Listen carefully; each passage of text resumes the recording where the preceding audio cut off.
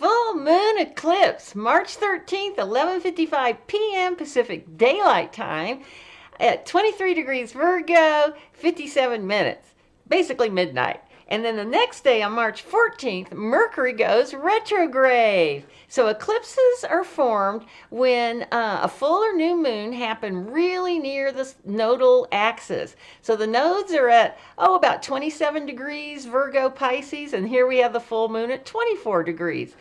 Very close enough. Now we're lucky here in the States because all of North America and South America are going to be able to see this total eclipse. Admittedly, on the East Coast, it's going to be 3 in the morning, but midnight's okay in the Pacific.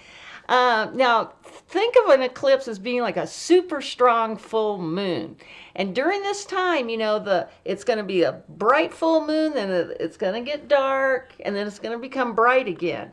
So think about your own emotional issues as sort of being there, and then maybe you lose them and they're hidden and then they're revealed. So keep thinking that that's going to be kind of a general thing here.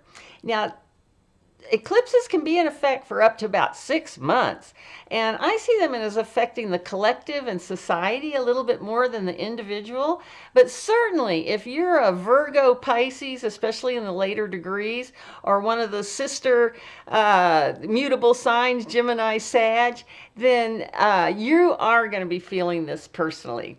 Now, some personal other aspects I want to mention is that Saturn's at 22 Pisces, so that's basically conjunct the Sun. Reality check. Uranus is at 24 Taurus, so it's making this incredibly beautiful transit with sextiling the Sun and trining the Moon. But I'm going to talk about all this in more detail in the extended version. And we can't forget Neptune sitting there at 19 degrees or 29 degrees Pisces. Close enough again, but critical. Okay, then the next day, Mercury goes retrograde on March 14th at 11:46 p.m., midnight, at 9 degrees, 35 minutes Aries. Now, with retrogrades, we're always redo, reevaluate, reschedule, and research. So if you're thinking about buying a car, a computer, or taking a trip, this is the time to do your research. Mercury goes direct on April 7th, but Venus goes direct on April 12th. So wait till after that to write your checks. Okay, everybody, thanks a lot. And remember your sensitivity to Mercury. Oh, bye. Mwah, mwah, mwah, mwah, mwah. Welcome back to the Magical Mystery School. And thank you so much for joining us for the extended version of the full moon eclipse in Pisces, Virgo, and Mercury going retrograde. Okay, so we're just going to go straight to the wheel here and look at things, because there's a lot going on here in the month of March and April. This is a very, very exciting time. And the transits are actually kind of cool. So I know things seem like they're upside down, but just hang in there, people. Okay. So first off, we have this for a full moon. We have the Sun here at about 24 degrees of Pisces. So I'm going to put him right there. And then a full moon is always, they're exactly always polar opposites, because to make that bright big full moon, you got to have the Sun shining right on it. And let's we'll just keep us here. We're going to put here's the tarot key for the Sun, which is the Sun. Fun enough. Okay, I'll put that like right there. And then for the moon, we have the High Priestess card. And I'm going to see, Now, I think the best way for me to do this is to, put it on something where I'm not, I think the focus gets off because of my hand wiggling. So let's see. Okay, because what I want to show you is her crown. This is the new moon, the full moon, and the balsamic moon. So she's showing that whole transition on her crown there. And if you want to just get a nice look at her, there's a moon at her feet. Okay. All right, so we'll put the moon card right there, so you can kind of keep that in mind. And like I've always said, meditating, and when I'm talking about meditating, I'm also just talking about just pondering, being quiet for a little while.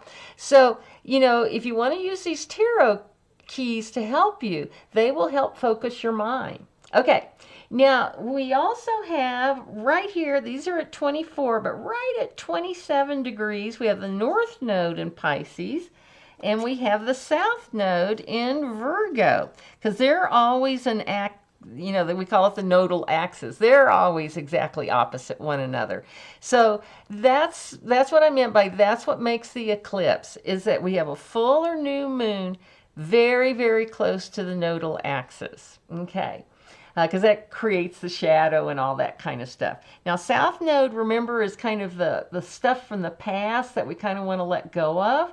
So this is going to be a great full moon. If you're worrying about something, and especially if you've got a lot of self-criticism going on, feel like the victim, that kind of stuff, you're over here in the South Node in the moon.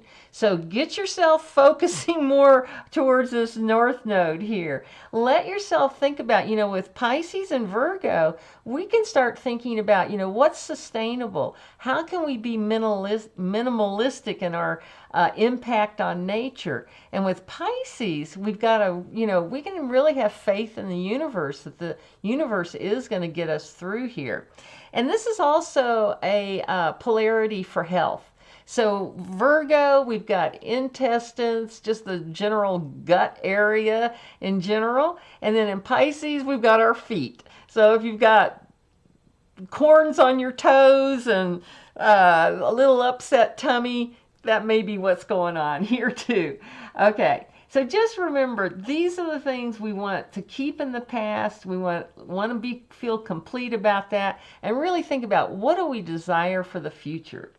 Okay, then also, as I mentioned, Saturn is right up here at 22 degrees Pisces. So again, this sun's at 24, so 2 degrees, as you can see, out of 360, that's not much. So we could, though, have a sense with Saturn there of kind of maybe running into some barriers or a fence, or we just, you know, we can't quite get moving like we'd like to. But don't worry about that. Just remember, Saturn brings us those real world limits, right? So that we can, you know, Pisces is mutable water, so it's the most flowy out there, right? It needs a container. It needs Saturn to give it form, okay? Now I sound like Mr. Mackey again. Okay. And if you don't know who that is, you don't watch South Park. But anyway, okay.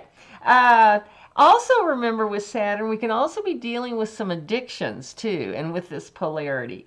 And now, I'm not even talking about necessarily like some real heavy duty like heroin or something like that. This could also be addictions to like scrolling on your phone or staying up too late and you want to get to bed early, you know, that kind of stuff. So it can be small and large, or maybe a few too many desserts. All right. Okay.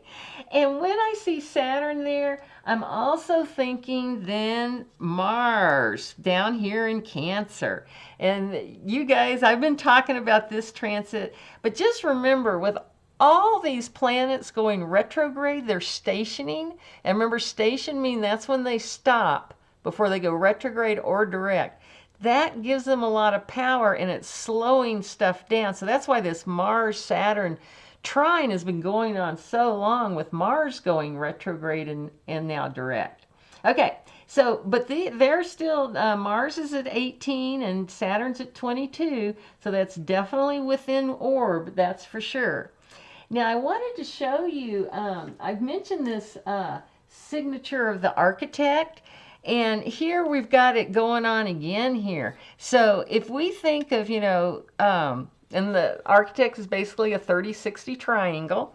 If we put that, the opposition, you know, the 180 degree angle between that moon and sun and Saturn, see how it points right down there at the Mars? And this is great, because this is that water earth, right? So we got the sextile here, and then we've got water here. So we've got that good flowing trine energy here, and then that sextile energy here. So this Mars can really give us some help if we let it, right?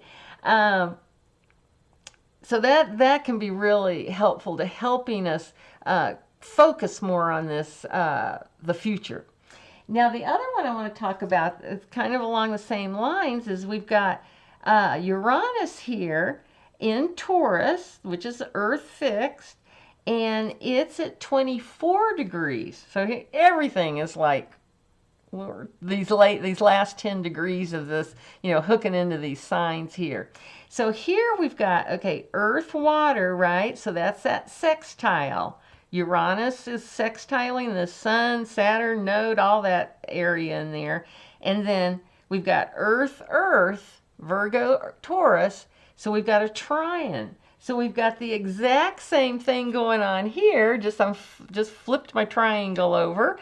And you can see when we point here, it points right down to that Uranus area. And again, very helpful energy. Now, Uranus is the planet of expect the unexpected. It's scientific. It's, I love Uranian energy. I mean, it's unexpected and can be a little crazy, but I like a little crazy. Can you tell? I like a little silly, okay? So this one, I'm thinking if you can be conscious about releasing tension, okay, and this could be, physical tension, physical. It could be, how you get that twitchy eye sometimes, or what is it called? Restless feet, all that kind of things. This would be a great time to work with that energy, to let that kind of relax and let it go. With these nodes so close, we can really let go too of some really deep resentment, resistance, restrictions. We can go deep with this one. So really start to catch yourself. They could be just little tiny things. Like a couple of years ago, I caught myself and being so cynical. I actually even made this noise like, huh, puh. I'd kind of go like that when somebody would say something to me, optimistic. I go, yeah, right. I had that kind of an attitude. And it took me a while, but I just would keep catching myself and just saying, I don't need to be cynical about this. I can trust in the universe. Okay. All right. Enough of my sage advice, right? And then at this full moon, we also have Neptune, and I'm going to put Neptune right on this Aries point axis here. Because it's at 29 degrees Pisces. Okay, so you want to talk about critical degrees, anaretic degrees, all that kind of stuff.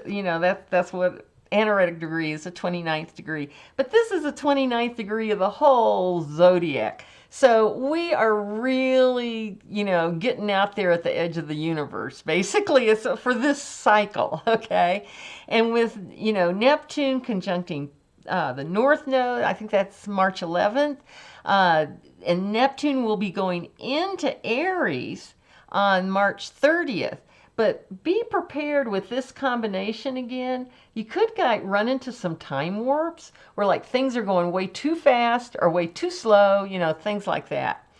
And with that Neptune going into Aries, I mean, that's huge. That only happens once every 164 years. And 164 years ago was 1861, and it was right before the Civil War.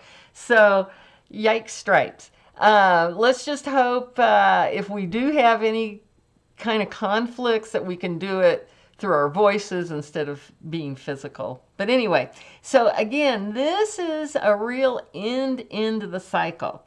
And a lot of the folks that have been in power are going to start making a whole lot of noise, okay? Because if they think they're losing their power for this new cycle that's going to be starting up here, they may be the loudest. So the ones that seem to be yelling the loudest may be actually the weakest, okay? All right. Let's see. So with this 29, and I'll be going over this 29 degrees Pisces, but even more next time and that sort of thing. But this can be a very, very magical connection, I think, personally. It can hook you into higher visions and all that kind of stuff. Now, and I would encourage you to do meditating around this time because with this Neptune going into Aries, we may feel overwhelmed and like things are crumbling. But just remember your psychic talents, your intuitive abilities, all that kind of stuff is increasing. So hang on to that bright spot there. And if when you're meditating, like I say, if the monkey mind just gets chattering away, what I have started to do is I'll just chuckle at it, be patient, and I'll even, if it gets too bad, I'll just say, listen, I got 15 minutes here to meditate. You can have full control after that 15 minutes, but let's just try to be quiet, and that seems to help. Okay, now Mercury retrograde, March 14th at 9 degrees 35 minutes Aries. So right about here, the first 10 degrees of Aries. There's Mercury, our little Venus sign with the antenna on it there.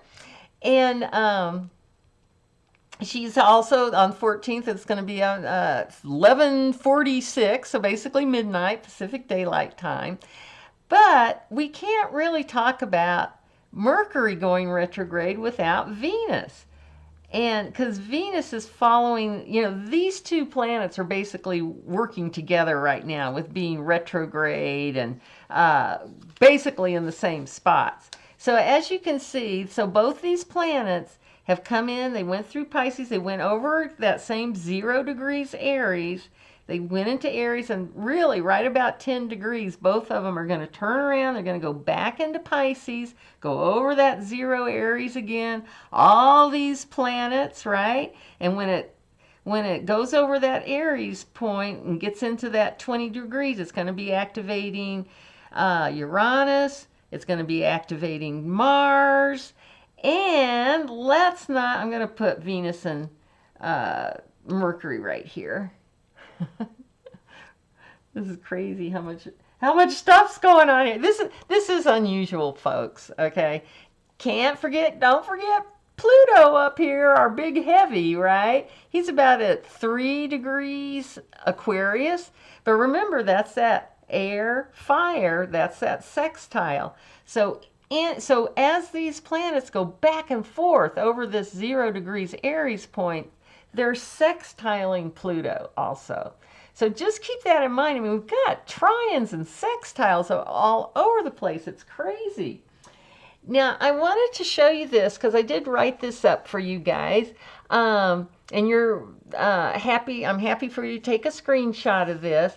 But this just gives you the linear rollout we've got here. We got Venus and Mercury retrograde in Aries and Pisces. Okay, back on February 5th, 6th, Venus went into Aries, again, over that 0 point. March 2nd, Venus went retrograde in Aries. March 3rd, Mercury goes into Aries. March 14th, what we're talking about today is Mercury going retrograde in Aries. It was about 10 degrees. And then on March 20th, the sun, that's our equinox, our astrological new year. That's that Aries 0 degrees Aries. The 27th, Venus is retrograde Venus goes into Pisces. On the 29th, retrograde Mercury goes into Pisces. So when you're seeing this Pisces right here, to get back into Pisces, both these planets had to go over that 0 degrees Aries. So you can see, I mean, look at that's crazy, man. Okay. That's even crazier. I'll keep talking though. Okay. Then there's this biggie. March 30th, Neptune goes into Aries.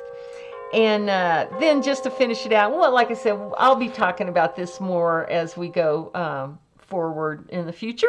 April 7th, Mercury goes direct in Pisces. April 12th, Venus goes direct. April 17th, Mercury goes back into Aries, that 0 point, and May 1st, Venus goes into Aries at 0 point. So pretty crazy, huh? That all that's happening. And I wanted to show you one more way to see it, because I think the more ways you can see this, the more it'll be embedded in your brain. Let's see if I can get this. Okay. So here you can see very easily, and this is out of my Llewellyn calendar. Here's Mercury going retrograde. That's the one we're in right now, this one. Here's Venus. That's the one we're in right now. And that's, you can see the 3 hits over that 0 Aries. And then here comes Saturn. Here comes Neptune. All 4 of these planets. This is big news, people. That's why I call this 2025 the year of the wobble. You know, and then we've got Mars down here going back and forth between signs. Uranus, I mean, it spends 7 years in each one of these signs. So this is a 7-year, you know, once every 7 year. You seeing this okay? Is that better? Okay. But there it's going back and forth between signs. That's what the wobble is all about. So anyway, I just wanted to show you this again one more time. I just think it's cool to see that moving like that. Okay, so let's see. Yeah, I think I've talked plenty long enough now. Again, like I was saying about your sensitivity, just see, you know, like some people with Mercury retrograde, every time they turn around, there's a snafu, something goes wrong. Some people never even feel it. So kind of check your own Mercury retrograde sensitivity. Okay, guys, thank you so much for joining me again. I hope you've learned a little bit, and we'll talk to you next time when we'll talk about the equinox and more about all this. And I think I'm even going to talk a little bit about this galactic light that we're hearing so much about that's coming in, I think, with this Neptune. But anyway, we'll talk to you about it later. Bye!